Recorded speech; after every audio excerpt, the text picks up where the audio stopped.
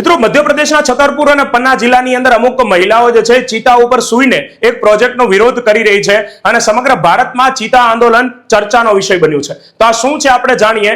ભારતના એવા 30 નદી જોડાણ પ્રોજેક્ટ છે એનપીપી નેશનલ પર્સપેક્ટિવ પ્રોજેક્ટ, એ પૈકીનો પ્રથમ can Betwa river link project જેનું ભૂમિપૂજન વડાપ્રધાને ડિસેમ્બર 2024 માં કર્યું હતું, એનો જ આ વિરોધ ચાલી રહ્યો છે। તો મધ્યપ્રદેશની અંદર યમુનાની ઉપનદી કેન વહી રહી છે, એમાં વોટર સરપ્લસ એટલે કે વધુ પડતું પાણી વહે છે। એ નજીકની નદી છે ઉત્તર પ્રદેશના બુંદેલખંડમાં વહેતી બેતવા નદી છે, જે વોટર ડેફિસિટ છે, ઓછું પાણી વહે છે, એમાં ટ્રાન્સફર કરવા માટે 221 કિલોમીટર લાંબી નહેરનો પ્રસ્તાવિત પ્રોજેક્ટ છે। એની અંદર એક દોધાન ડેમ બનાવવામાં આવશે। એ ડેમ ઉપર 103 મેગાવોટનો હાઇડ્રોઇલેક્ટ્રિક પ્રોજેક્ટ, 27 મેગાવોટનો સોલાર એટલે કે એમ 130 મેગાવોટની વીજળીનો પ્રોજેક્ટ, 10 લાખ હેક્ટર જમીન ઉપર સિંચાઈનું પાણી, 60 લાખથી વધુ લોકોને પીવાનું પાણી, ગ્રાઉન્ડ વોટર રિચાર્જ અને દુષ્કાળ અને પૂર પ્રતિરોધક ઘણી બધી સમસ્યાઓનું આનાથી સમાધાન થઈ શકે છે। પણ આ પ્રોજેક્ટના લીધે અમુક ગેરલાભો પણ થઈ શકે છે, જેમ કે પન્ના ટાઈગર રિઝર્વના 10% વિસ્તાર જે છે એ પાણીમાં સબમર્જ થઈ શકે છે,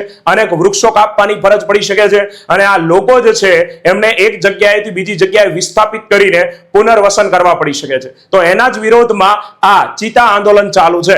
આ કેન અને બેતવા બંને યમુના નદીની ઉપનદીઓ છે, યાદ રાખજો। અને આ 30 નદી જોડાણ પરિયોજના પૈકી એક આપણા ગુજરાતમાં પાર તાપી નર્મદા જે 395 કિલોમીટર નહેર દ્વારા આ ત્રણેય નદીને જોડવાનો પ્રોજેક્ટ છે, એ પણ પ્રસ્તાવિત છે, યાદ રાખજો। અને આવી રસપ્રદ અને દેશ દુનિયાની માહિતીથી અવગત રહેવા માટે રોજ સવારે 7 વાગે જ્ઞાન લાઈવની યુટ્યુબ ચેનલ ઉપર સવારની પ્રથમ જ્ઞાનની ચુસ્કી એટલે કે ડેલી કરંટ અફેર્સના સેશનમાં જોડાઈ શકો છો।